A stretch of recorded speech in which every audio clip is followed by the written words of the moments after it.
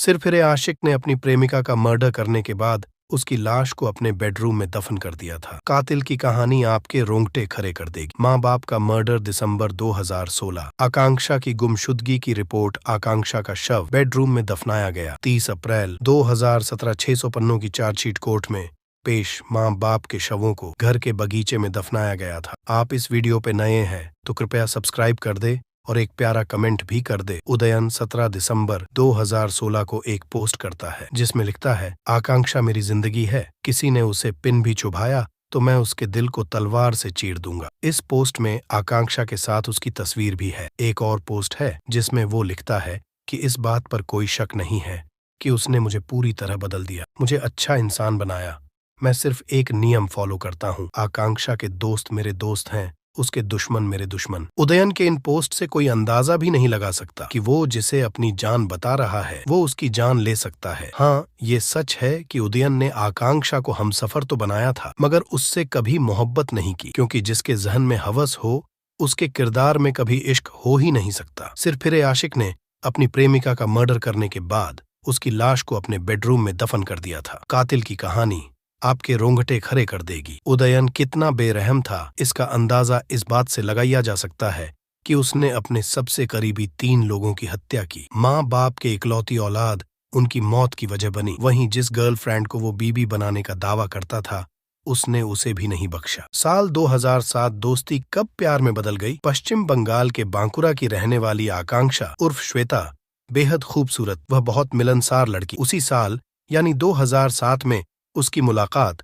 Social media के जरिए उदयन नाम के लड़के से हुई। दोनों की दोस्ती कब प्यार में बदल गई पता ही नहीं चला। सोशल मीडिया से शुरू हुआ ये रिश्ता मुलाकातों और लंबी बातचीत में बदल गया। यह क्रम 7 साल तक ऐसे ही चलता रहा। ऐसा लग रहा था मानो आकांक्षा उदयन के प्यार में पागल हो गई हो। वह उसे किसी भी कीमत पर खोना नहीं चाहती थी, इसलिए उन्होंने अपनी जिंदगी का एक बड़ा फैसला लिया। जून 2016 उदयन के साथ रहने लगी। उस साल वह अपने परिवार से यह कहकर सीधे भोपाल उदयन के पास आ गई, उसे नौकरी मिल जाएगी। वहां वह साकेत नगर में उदयन के साथ रहने लगी। लेकिन इस दौरान उसने अपने परिवार को बताया वह अमेरिका में काम कर रहा है। उसकी बात से परिवार वाले खुश हुए। उन्हें लगा कि आकांक्षा ने बड़ी सफलता हासिल की है, लेकिन उन्हें इस बात का अंदाजा नहीं था कि उनकी बेटी के साथ क्या होने वाला है। जुलाई 2016 परिवार से बात करना बंद।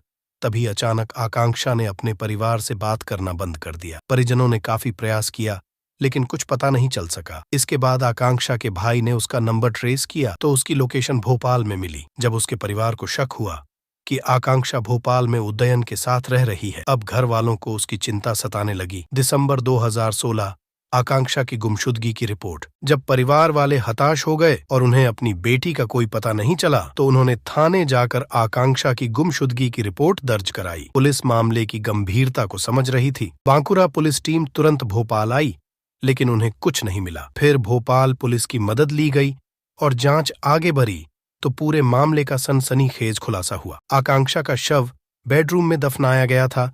जांच के दौरान पुलिस को पता चला कि उदयन ने अपनी प्रेमिका आकांक्षा की हत्या कर दी है और उसके शव को अपने घर के बेडरूम में ही दफना दिया। ऊपर से फ्लोरिंग की गई थी। उनकी निशानदेही पर पुलिस ने शव के अवशेष बरामद कर लिए। 30 अप्रैल 2017 600 पन्नों की चार्जशीट कोर्ट में पेश। बांकुड़ा पुलिस ने 30 अप्रैल 2017 को आरोपी उदयन के खिलाफ केस डायरी समेत करीब 600 पन्नों की चार्जशीट कोर्ट में पेश की थी। 19 गवाहों के बयान और तमाम सबूतों के आधार पर कोर्ट ने उसे दोषी पाया और उम्र कैद की सजा सुनाई। कैद होना।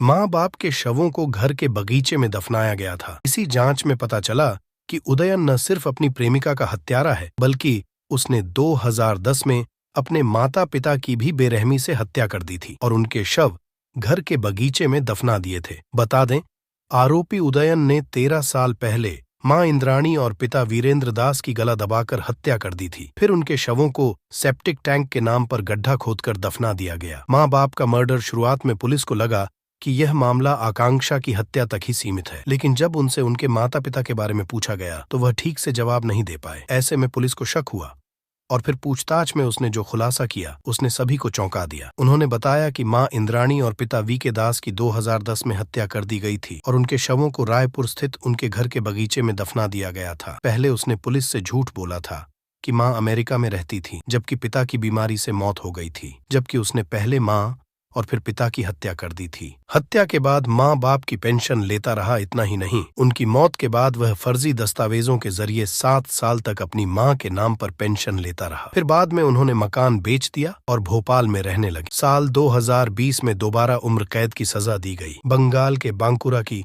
फास्ट ट्रैक कोर्ट ने 2020 में उसे आजीवन कारावास की सजा सुनाई थी। इसके बाद रायपुर जिला न्यायालय ने अपने माता पिता की हत्या कर शव को बगीचे में दफनाने के मामले में उसे आजीवन कारावास की सजा सुनाई है। उदयन दास अब पश्चिम बंगाल की एक जेल में आजीवन कारावास की सजा काट रहा है। ऐसी ही और सच्ची कहानियां देखने के लिए इस चैनल को सब्सक्राइब कर दे और पास में रखे हुए बेल आइकॉन को ऑन कर दे। धन्यवाद।